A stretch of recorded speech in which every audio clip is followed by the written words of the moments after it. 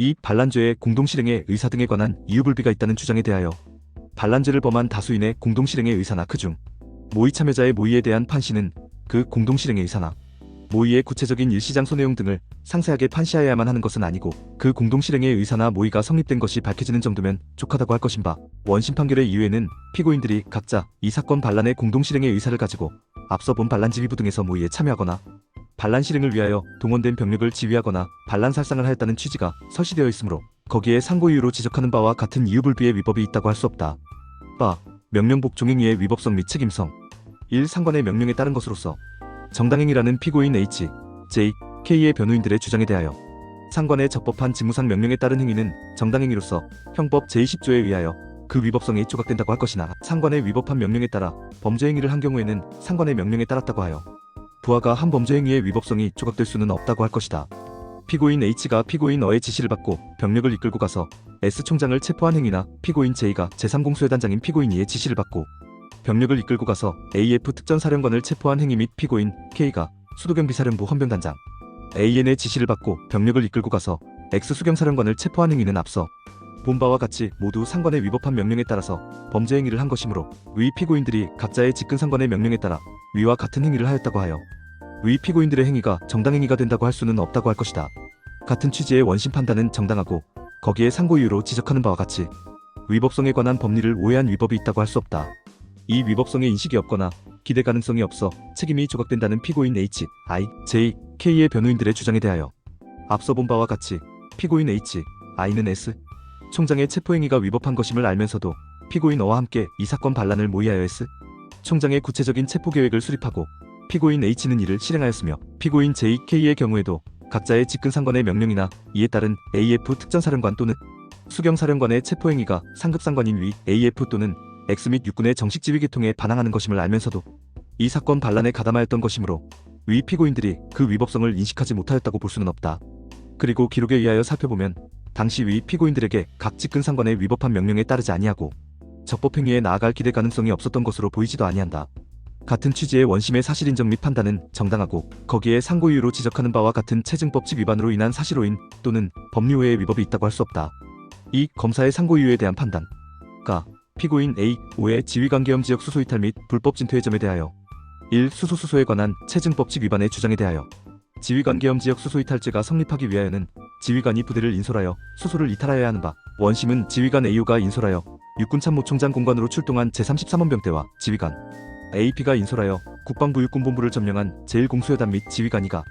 인솔하여 경복궁을 점령한 제3공수여단이 이 사건 반란 당시 작전지역으로서의 일정한 수소를 부여받고 있었다거나 그 수소가 구체적으로 어느 곳인지에 관하여 이를 인정할 증거가 없으므로 결국 위 피고인들이 위 각 지휘관과 공모하여 행한 병력 출동이 지휘관계엄 지역 수소 이탈죄에 해당한다는 증거가 없다고 판단하였다. 기록에 비추어 살펴보면 원심의 위와 같은 판단은 정당하고 거기에 상고 이유로 지적하는 바와 같은 체증법칙 위반의 위법이 있다고 할 수 없다.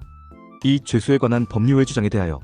원심은 위 피고인들이 공모하여 지휘관 AQ로 하여금 제9사단 제29연대 제30연대 병력을 지휘관 AR로 하여금 제34단 제90연대 병력을 각 인솔하고 각 그 부대의 주둔지에서 이탈하여 서울 지역으로 이동하게 한 것은 각 지휘관계엄 지역 수소 이탈죄 및 불법 진퇴죄의 구성요건에 해당하고 지휘관 AS로 하여금 제5공수여단 병력을 지휘관 AT로 하여금 제2기갑여단 제16전 차대대 병력을 각 그 부대의 주둔지에서 서울 지역으로 이동하게 한 것은 각 불법 진퇴죄의 구성요건에 해당하나 위 각 지휘관계엄 지역 수소 이탈 및 불법 진퇴는 이 사건 반란의 진행 과정에서 그에 수반하여 일어난 것으로서 반란 자체를 실행하는 전형적인 행위라고 인정되므로 반란죄에 흡수되어 별죄를 구성하지 아니한다고 판단하였다. 위와 같은 원심의 판단은 정당한 것으로 수긍이 가고 거기에 상고 이유로 지적하는 바와 같은 법리오해 등의 위법이 있다고 할 수 없다. 이 점에 대하여는 대법관 이용훈의 반대 의견이 있다. 제7장 4의 가참조 나 피고인 A, O의 초병살해, 상관살해 미수, 살인의 점에 대하여 1. 공동실행의 의사에 관한 체증법칙 위반의 주장에 대하여 원심은 위 피고인들이 국방부 초병 AU의 살해행위와 육군본부 작전참모부장 AG의 살해미수행위를 지시하거나 용인하였다고 인정할 만한 증거가 없고 또 피고인 O가 특전사령관 AF의 살해미수행위와 그의 비서실장 AV의 살해행위를 지시하거나 용인하였다고 인정할 만한 증거가 없다고 판단하였다. 기록에 비추어 살펴보면 원심의 판단은 정당하고 거기에 상고 이유로 지적하는 바와 같은 체증법칙 위반의 위법이 있다고 할 수 없다. 이 죄수에 관한 법리오해의 주장에 대하여 반란죄는 다수의 군인이 작당하여 넓은 의미의 폭행협박으로 국권에 저항하는 과정에서 상황에 따라 벌어질 수 있는 살인, 약탈, 파괴, 방화, 공무집행방해 등 각종의 범죄 행위를 반란에 가담한 자들이 개별적으로 인식 또는 용인하였는지의 여부에 관계없이 하나의 반란 행위로 묶어 함께 처벌하는 데에 그 특질이 있는 집단적 범죄이므로 반란에 가담한 자는 그에게 반란에 대한 포괄적인 인식과 공동 실행의 의사만 있으면 반란을 구성하는 객의 행위인 살인, 약탈, 파괴 등에 대하여 개별적으로 지시하거나 용인한 일이 없다고 하더라도 살인 등 반란을 구성하고 있는 행위의 전부에 대하여 반란죄의 전범으로서 책임을 진다고 할 것이다. 한편 반란에 가담한 자 중에서 반란을 구성하고 있는 특정의 살인 행위를 직접 실행하지 아니하였다고 하더라도 그 살인 행위를 개별적으로 지시하거나 용인하는 등 공동 실행의 의사가 있는 자는 그 살인 행위에 대하여 반란죄와는 별도로 살인죄의 책임도 져야 할 것이나 그 살인 행위에 대한 공동 실행의 의사가 있다고 인정되지 아니하는 자는 그 살인 행위에 대하여 반란죄의 책임 이외에 별도로 살인죄의 책임을 지울 수는 없다고 할 것이다. 같은 취지에서 위 피고인들이 지시하거나 용인하였다고 인정할 만한 증거가 없는 위 A유의 살해, 위 A지의 살해 미수의 각 행위는 위 피고인들에 대한 관계에서 초병살해죄, 상관살해 미수죄를 구성할 수 없고 피고인 O가 지시하거나 용인하였다고 인정할 만한 증거가 없는 위 AF에 대한 살해 미수, 위 AV에 대한 살인의 각 행위는 위 피고인에 대한 관계에서 상관살해 미수죄, 살인죄를 구성할 수 없으며 각각 이 사건 반란 행위의 일부를 구성할 뿐이라고 한 원심의 판단은 정당하고 거기에 상고이유로 지적하는 바와 같은 법리오해의 위법이 있다고 할 수 없다. 피고인 P의 반란의 점에 대하여 피고인 P에 대한 공소사실원심에서 변경됨의 요지는 다음과 같다. 즉, 피고인 P는 이 사건 공동피고인 등과 함께 S총장을 강제 연행하여 그 지휘권을 박탈하는 한편 군의 정식 지휘 계통이 이를 저지할 경우 병력을 동원하여 제압하기로 하는 등 공모하여 공동피고인 O, Q, C, D, E, F 등과 함께 1979년 12월 12일 18시형경부터 19시형경까지 사이에 제30경비단의 단장실에 집결하여 유사시 자신들의 병력을 신속히 동원할 수 있는 지휘부를 결성하고 제30경비단에 계속 머무르면서 육군 정식 지휘 계통의 제24단 부대 장악을 저지방해함으로써 중요 임무 종사자로서 작당하여 병기를 휴대하고 반란하였다는 것이다. 원심은 그 내세운 증거를 종합하면 제24단장인 피고인 P가 1979년 12월 12일 18시형경부터 19시형경 사이에 제30경비단 모임에 참석한 후 같은 날 20시 30경 진독의 하나 비상이 발령되고 육군참모차장 W와 육군본부 작전참모부장 A지가 자신을 찾고 있다는 연락을 받고서도 부대에 복귀하지 아니한 채 제24단의 참모장, 인사참모, 정보참모, 군수참모, 사단장, 비서실장, 제61연대장, 제62연대장에게 한두 번씩 전화를 걸어 부대를 잘 장악하고 자신의 육성 지시 없이는 병력 출동을 하지 말라고 지시한 사실은 인정할 수 있으나 피고인 P가 S총장의 연행에 관한 논의가 있을 것임을 미리 알고 제30경비단에 갔는지의 여부에 관하여는 이에 부합하는 취지의 제5공화국전사의 기재는 그 작성자의 공판기일의 진술에 의하여 성립의 진정함이 증명된 바가 없어 증거 능력이 없을 뿐만 아니라 이를 그대로 믿기 어렵고 달리 이 점을 인정할 수 있는 증거가 없으며 피고인 P가 제30경비단에서 반란지휘부를 구성한 한 사람으로서 만약의 경우에는 병력을 동원하여 반란을 지원하기로 하였는지의 여부에 관하여는 이에 부합하는 취지의 제1심 제18회 공판조서 중 증인 AW의 진술기재 검사 작성의 D와 AW에 대한 각 진술조서 및 공동피고인 D에 대한 제3회 피의자 신문조서의 각 진술기재는 뒤에서 인정되는 사정 등에 비추어 믿기 어렵고 달리 이를 인정할 증거가 없으며 오히려 그 내세운 증거에 의하면 육군 정식지휘 계통이 제24단을 적극적으로 장악하여 그 동원을 해보려고 시도하여 본 일이 없고 다만 공동피고인 A 등 반란 집단을 위하여 제24단이 동원되는 것을 저지하려고 하였음에 불과한 점 피고인 P가 적어도 불암산에 주둔하고 있는 제24단 제62연대는 언제라도 반란 집단을 위하여 동원할 수 있었음에도 불구하고 동원하지 아니한 점 제24단을 움직이지 못하게 한 피고인 P의 조치는 육군본부의 제24단에 대한 출동금지 지시와 오히려 일치한 점 피고인 P가 제30경비단에 남아있으면서도 반란 집단을 위하여 뚜렷하게 기여한 바가 없었으며 다른 피고인들과 일치된 행동을 하지 아니한 점 등이 드러나므로 피고인 P가 12월 2일 저녁에 제30경비단의 모임에 참석하고 부대에 복귀하지 아니한 채 참모들에게 부대를 잘 장악하고 자신의 육성 지시 없이는 부대 출동을 하지 말라고 지시하였다고 하여 이를 가지고 바로 피고인 P가 제30경비단에서 반란지휘부에 참여하고 반란의 범위를 가지고 육군 정식지휘 계통의 제24단 부대 장악을 저지방해함으로써 반란에 가담하였다고 보기는 어렵고 달리 이 사건에서 채용된 증거를 종합하여도 피고인 P가 반란지휘부의 일원이 되어 반란에 가담하였다고 인정하기에 부족하므로 피고인 P에 대한 공소사실은 그 범죄의 증명이 없는 때에 해당한다고 판단하였다. 형사재판에서의 유죄의 인정은 법관으로 하여금 합리적인 의심을 할 여지가 없을 정도로 공소사실이 진실한 것이라는 확신을 가지게 하는 엄격한 증거에 의하여야 하고 이러한 정도의 심증을 형성하는 증거가 없다면 설령 피고인에게 유죄의 의심이 간다고 하더라도 피고인의 이익으로 판단할 수밖에 없다고 할 것이다. 대법원 1993년 3월 23일 선고 923327 판결 1995년 12월 12일 선고 942253 판결 1996년 3월 8일 선고 953081 판결 등 각 참조 위와 같은 법리와 기록에 비추어 살펴볼 때 원심이 제5공화국전사의 증거 능력을 배척한 조처나 피고인 P가 반란의 범위를 가지고 이 사건 반란에 가담하였음을 인정할 만한 증거가 없다고 한 판단은 정당한 것으로 수긍이 가고, 거기에 상고 이유로 지적하는 바와 같이 심리미진이나 체증법칙 위반 또는 법리오해의 위법이 있다고 할 수 없다. 이 점에 대하여는 대법관 천경송, 대법관 지창권, 대법관 이용훈, 대법관 이임수, 대법관 송진은의 반대 의견이 있다. 제7장 3. 참조 제3장 이른바 5.18내란 등 사건 부분 1. 피고인 C, D, H, I, L, M, N이야 1. 항에서는 피고인들이라고 한다의 변호인들의 상고 이유에 대한 판단. 가. 국헌문란의 목적 1. 비상계엄의 전국 확대와 국가보위비상대책위원회의 설치가 국헌문란에 해당하지 아니한다는 주장에 대하여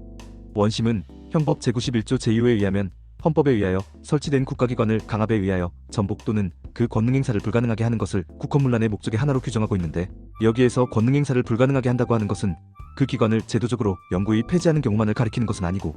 사실상 상당기간 기능을 제대로 할 수 없게 만드는 것을 포함한다고 해석하여야 한다고 전제하고는 그 내세운 증거에 의하여 피고인들이 이른바 12.12군 사반란으로 군의 지휘권과 국가의 정보기관을 실질적으로 완전히 장악한 뒤 정권을 탈취하기 위하여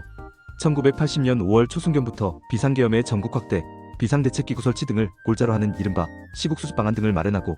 그 계획에 따라 같은 달 17일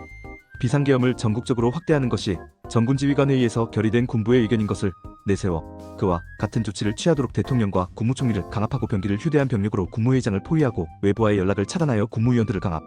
외포시키는 등의 폭력적 불법수단을 동원하여 비상계엄의 전국 확대를 의결선포하게 함으로써 국방부 장관의 육군참모총장 겸 계엄사령관에 대한 지휘감독권을 배제하였으며, 그 결과로 비상계엄 하에서 국가행정을 조정하는 일과 같은 중요국정에 관한 국무총리의 통할권,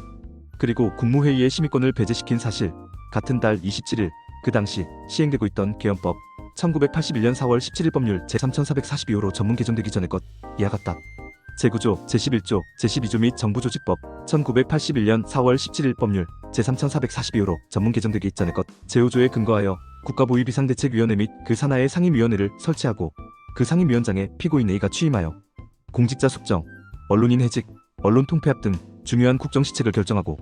이를 대통령과 내각에 통보하여 시행하도록 함으로써 국가보위비상대책상임위원회가 사실상 국무회의 내지 행정각부를 통제하거나 그 기능을 대신하여 헌법기관인 행정각부와 대통령을 무력화시킨 사실 등을 인정한 다음 피고인들이 비상계엄을 전국으로 확대하게 하여 비상계엄 하에서 국가행정을 조정하는 일과 같은 중요국정에 관한 국무총리의 통할권과 이에 대한 국무회의의 심의권을 배제시킨 것은 헌법기관인 국무총리와 국무회의의 권능행사를 강압에 의하여 사실상 불가능하게 한 것이므로 국헌문란에 해당하며, 국가보위비상대책위원회를 설치하여 헌법기관인 행정각부와 대통령을 무력화시킨 것은 행정에 관한 대통령과 국무회의의 권능행사를 강압에 의하여 사실상 불가능하게 한 것이므로 역시 국헌문란에 해당한다고 판단하였다.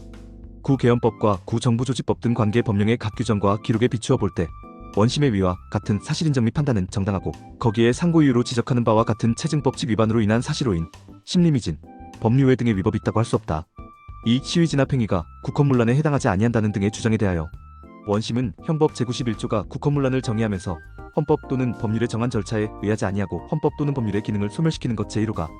헌법에 의하여 설치된 국가기관을 강압에 의하여 전복 또는 그 권능행사를 불가능하게 하는 것 제2호 등 두 가지를 들고 있는 것은 국헌문란의 대표적인 행태를 예시하여 그 해석의 기준을 제시하고 있는 것이라고 이해하여야 할 것인데, 민주주의 국가의 국민은 주권자의 입장에 서서 헌법을 제정하고 헌법을 수호하는 가장 중요한 소임을 갖는 것이므로, 이러한 국민이 개인으로서의 지위를 넘어 집단이나 집단 유사의 결집을 이루어 헌법을 수호하는 역할을 일정한 시점에서 담당할 경우에는 이러한 국민의 결집을 적어도 그 기간 중에는 헌법기관에 준하여 보호하여야 할 것이고, 따라서 이러한 국민의 결집을 강압으로 분쇄한 행위는 헌법기관을 강압으로 분쇄한 것과 마찬가지로 국헌문란에 해당한다고 전제한 다음,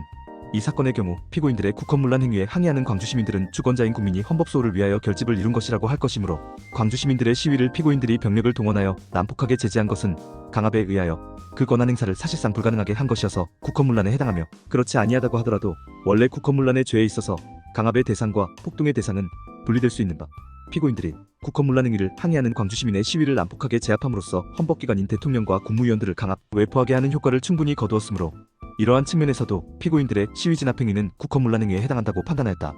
생각건대 헌법상 아무런 명문의 규정이 없음에도 불구하고 국민이 헌법의 수호자로서의 지위를 가진다는 것만으로 헌법수호를 목적으로 집단을 이룬 시위국민들을 가리켜 형법 제91조 제2호에서 규정하고 있는 헌법에 의하여 설치된 국가기관에 해당하는 것이라고 말하기는 어렵다 할 것이다. 그리고 원심이 형법 제91조가 국헌문란의 대표적인 행태를 예시하고 있다고 본 것도 수긍하기 어렵다 할 것이다.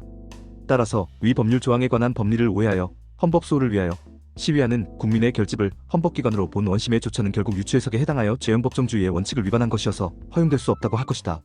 그러나 원심이 적법하게 인정한 바와 같이 피고인들이 1980년 5월 17일 24시형을 기하여 비상계엄을 전국으로 확대하는 등 헌법기관인 대통령, 국무위원들에 대하여 강압을 가하고 있는 상태에서 이에 항의하기 위하여 일어난 광주시민들의 시위는 국헌을 문란하게 하는 내란 행위가 아니라 헌정질서를 수호하기 위한 정당한 행위였음에도 불구하고 이를 난폭하게 진압함으로써 대통령과 국무위원들에 대하여 보다 강한 위협을 가하여 그들을 외포하게 하였다면 이 사건 시위 진압 행위는 피고인들이 헌법기관인 대통령과 국무위원들을 강압하여 그 권능 행사를 불가능하게 한 것으로 보아야 하므로 국헌문란에 해당하고 이는 피고인들이 국헌문란의 목적을 달성하기 위한 직접적인 수단이었다고 할 것이다. 같은 취지의 원심의 사실인정 및 가정적인 판단은 정당하고 거기에 상고 이유로 지적하는 바와 같은 체증법칙 위반으로 인한 사실오인 또는 법리외 등의 위법이 있다고 할 수 없으므로 결국 앞서 본 원심의 잘못은 판결에 영향이 없다고 할 것이다. 그리고 원심이 명시적으로 저항권 이론을 수용한다는 취지로 판시하고 있는 것은 아니므로 원심이 대법원 판례를 위반하여 저항권 이론을 수용하였다는 주장은 받아들일 수 없다. 3. 국헌문란의 목적이 없었다는 주장에 대하여 원심은 피고인들이 국헌문란의 목적을 가지고 있었는지의 여부는 외부적으로 드러난 피고인들의 행위, 그 행위에 이르게 된 경위 및 그 행위의 결과 등을 종합하여 판단하여야 한다고 전제하고는 피고인들이 이른바 1212군 사반란을 통하여 군의 지휘권을 실질적으로 장악함과 아울러 국가의 정보기관을 완전히 장악한 뒤 1985 이른바 1212군 사반란을 통하여 군의 지휘권을 실질적으로 장악함과 아울러 국가의 정보기관을 완전히 장악한 뒤 1980년 5월 초순경부터 이른바 시국수습방안, 국기문란자 수사계획, 권력형 부정축제자 수사계획을 마련하여 이를 검토, 추진하기로 모의하고 그 계획에 따라 1981년 1월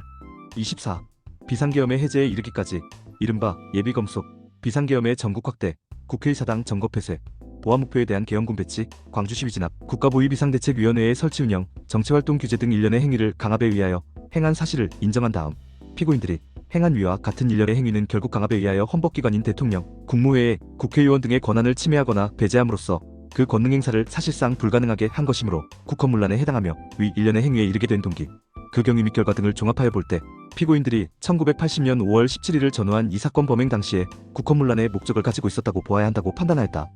기록에 비추어 살펴보면 원심의 위와 같은 사실인정 및 판단은 정당하고 거기에 상고 이유로 지적하는 바가 같이 체증법칙 위반, 자유심증주의 위반, 심리미진으로 인한 사실오인 또는 목적범에 관한 법리외 등의 위법이 있다고 할 수 없다. 나. 폭동성 1. 비상계엄 전국 확대의 폭동성 가. 비상계엄의 전국 확대에 폭동성이 없다는 피고인 C, D, G, H, I, L, N의 변호인들의 주장에 대하여 형법 제87조의 구성요건인 폭동의 내용으로서의 폭행 또는 협박은 일체의 유형력의 행사나 외포심을 생기게 하는 해악의 고지를 의미하는 최강의의 폭행 협박을 말하는 것으로서 이를 준비하거나 보조하는 행위를 전체적으로 파악한 개념이라고 할 것이다. 그런데 1980년 5월 17일 당시 시행되고 있던 계엄법 등 관계법령에 의하면 비상계엄의 전국 확대는 필연적으로 국민의 기본권을 제약하게 되므로 제11조, 제12조, 제13조 비상계엄의 전국 확대 그 사실 자체만으로도 국민에게 기본권이 제약될 수 있다는 위협을 주는 측면이 있고 민간인인 국방부 장관은 지역계엄 실시와 관련하여 계엄사령관에 대하여 가지고 있던 지휘감독권을 잃게 되므로 제9조 군부를 대표하는 계엄사령관의 권한이 더욱 강화되면 물론 국방부 장관이 계엄 업무로부터 배제됨으로 말미암아 계엄 업무와 일반 국정을 조정, 통할하는 국무총리의 권한과 이에 대한 국무회의의 심의권마저도 배제됨으로써 헌법기관인 국무총리와 국무위원들이 받는 강압의 효과와 그에 부수하여 다른 국가기관의 구성원이 받는 강압의 정도가 증대된다고 할 것이며 따라서 비상계엄의 전국 확대 조치에 그와 같은 강압적 효과가 법령과 제도 때문에 일어나는 당연한 결과라고 하더라도 이러한 법령이나 제도가 가지고 있는 위협적인 효과가 국헌문란의 목적을 가진 자에 의하여 그 목적을 달성하기 위한 수단으로 이용되는 경우에는 비상계엄의 전국 확대 조치가 내란죄의 구성요건인 폭동의 내용으로서의 협박행위가 되므로 이는 내란죄의 폭동에 해당한다고 할 것이다. 한편 범죄는 어느 행위로 인하여 처벌되지 아니하는 자를 이용하여서도 이를 실행할 수 있으므로 형법 제34조 제1항 내란죄의 경우 국헌문란의 목적을 가진 자가 그러한 목적이 없는 자를 이용하여 이를 실행할 수도 있다고 할 것이다. 그런데 앞서 본 사실관계에 의하면 피고인들은 12군 사반란으로 군의 지휘권을 장악한 후 국정 전반에 영향력을 미쳐 국권을 사실상 장악하는 한편 헌법기관인 국무총리와 국무회의의 권한을 사실상 배제하고자 하는 국헌문란의 목적을 달성하기 위하여 비상계엄을 전국적으로 확대하는 것이 전군지휘관 회의에서 결의된 군부의 의견인 것을 내세워 그와 같은 조치를 취하도록 대통령과 국무총리를 강압하고 병기를 휴대한 병력으로 국무회의장을 포위하고 외부와의 연락을 차단하여 국무위원들을 강압 외포시키는 등의 폭력적 불법 수단을 동원하여 비상계엄의 전국 확대를 의결 선포하게 하였음을 알 수 있다. 사정이 이와 같다면 위 비상계엄 전국 확대가 국무회의의 의결을 거쳐 대통령이 선포함으로써 외형상 적법하였다고 하더라도 이는 피고인들에 의하여 국헌문란의 목적을 달성하기 위한 수단으로 이루어진 것이므로 내란죄의 폭동에 해당하고, 또한 이는 피고인들에 의하여 국헌문란의 목적을 달성하기 위하여 그러한 목적이 없는 대통령을 이용하여 이루어진 것이므로 피고인들이 간접정범의 방법으로 내란죄를 실행한 것으로 보아야 할 것이다. 같은 취지의 원심 판단은 정당하고 거기에 상고 이유로 지적하는 바와 같은 죄형 법정주의 및 간접정범에 관한 법률외 등의 위법이 있다고 할 수 없다. 나 비상계엄 선포나 확대의 법률요건 구비 여부는 통치행위로서 사법심사의 대상이 되지 아니므로 이 사건 비상계엄 전국 확대 조치가 범죄행위에 해당하지 아니한다는 피고인 C, D, G, H, I, Ln의 변호인들의 주장에 대하여 대통령의 비상계엄의 선포나 확대 행위는 고도의 정치적 군사적 성격을 지니고 있는 행위라 할 것이므로 그것이 누구에게도 일견하여 헌법이나 법률에 위반되는 것으로서 명백하게 인정될 수 있는 등 특별한 사정이 있는 경우라면 몰라도 그러하지 아니한 이상 그 계엄 선포의 요건 구비 여부나 선포의 담부당을 판단할 권한이 사법부에는 없다고 할 것이나, 이 사건과 같이 비상계엄의 선포나 확대가 국헌문란의 목적을 달성하기 위하여 행하여진 경우에는 법원은 그 자체가 범죄행위에 해당하는지의 여부에 관하여 심사할 수 있다고 할 것이고, 사건 비상계엄의 전국 확대 조치가 내란죄에 해당함은 앞서 본 바와 같다. 그러므로 이 점에 관한 원심 판결의 이유 설시에 적절하지 아니한 점이 없는 것은 아니나, 이 사건 비상계엄의 전국 확대 조치가 범죄행위에 해당한다고 본 원심의 결론은 정당하고 거기에 상고 이유로 지적하는 바와 같은 법률외 등의 위법이 있다고 할 수 없다. 비상계엄의 전국 확대로 인하여 한 지방의 평온을 해하는 정도에 이르지 아니하였다는 피고인 LN의 변호인들의 주장에 대하여 내란죄의 구성요건인 폭동의 내용으로서의 폭행협박의 정도가 한 지방의 평온을 해할 정도의 위력이 있음을 요함은 상고유에서 주장하는 바와 같으나, 기록에 의하면 위 비상계엄의 전국 확대로 인한 폭행협박이 우리나라 전국의 평온을 해하는 정도에 이르렀음을 인정할 수 있다. 피고인들의 폭동으로 말미암아 한 지방의 평온이 해하여졌음을 전제로 한 원심의 사실인정 및 판단은 정당하고 거기에 상고유로 지적하는 바와 같은 체증법칙 위반으로 인한 사실오인 또는 법률외 등의 위법이 있다고 할 수 없다. 이 시위진압의 폭동성, 시위진압 행위에 폭동성이 없다는 주장에 대하여 계엄군이 난폭하게 광주 시민의 시위행위를 진압한 행위가 내란죄의 구성요건인 폭동의 내용으로서의 폭행협박에 해당함은 명백하고, 기록에 의하면 피고인들이 국헌문란의 목적을 달성하기 위하여 그러한 목적이 없는 계엄군을 이용하여 위와 같이 난폭하게 시위를 진압하였음을 알 수 있으므로 이는 피고인들이 간접정범의 방법으로 내란죄 등을 실행한 것으로 보아야 할 것이다. 같은 취지의 원심 판단은 정당하고 거기에 상고 이유로 주장하는 바와 같은 법률외 등의 위법이 있다고 할 수 없다. 나 간접정범에 해당하지 아니한다는 피고인 N의 변호인들의 주장에 대하여 상고 이유에서 주장하는 바와 같이 간접정범이 성립하려면 피이용자에 대한 행위지배가 있어야 한다고 하더라도 기록에 의하면 위 피고인이 광주 시위 진압에 투입된 특전사의 사령관으로서 피고인 A 등과 공모하여 사건 내란을 모의하고 그 실행을 위한 준비까지 마친 후 광주 시위에 대하여 공수부대의 파견에 관여한 점 등을 알 수 있으니 피고인 N에게 위와 같은 행위지배가 있었다고 보아야 할 것이고, 따라서 위 피고인이 내란죄 및 내란 목적살인죄의 간접정범에 해당한다고 본 원심의 판단은 정당하며 거기에 상고 이유로 지적하는 바와 같은 간접정범에 관한 법률외 등의 위법이 있다고 할 수 없다. 3. 개별행위에 폭동성이 없다는 피고인 C, D, G, H, I, L의 변호인들의 주장에 대하여 앞서 본 바와 같이 내란죄의 구성요건인 폭동의 내용으로서의 폭행협박은 최강의의 폭행협박을 뜻한 것으로서 이를 준비하거나 보조하는 행위를 전체적으로 파악한 개념이라고 할 것인 바, 원심이 적법하게 인정한 바와 같이 이 사건 비상계엄 전국 확대를 전후하여 취하여진 이른바 예비검 속에서 시작하여 비상계엄의 해제에 이르는 일련의 개별행위는 비상계엄의 전국 확대 조치로 인한 폭동행위를 유지 또는 강화하기 위하여 취하여진 조치들로서 비상계엄의 전국 확대 조치의 폭동성과 아울러 볼 때 그 폭동성을 인정할 수 있다고 할 것이다. 같은 취지의 원심 판단은 정당하고 거기에 상고 이유로 지적하는 바와 같은 법률외의 위법 등이 있다고 할 수 없다. 영상이 도움되셨다면 구독과 좋아요,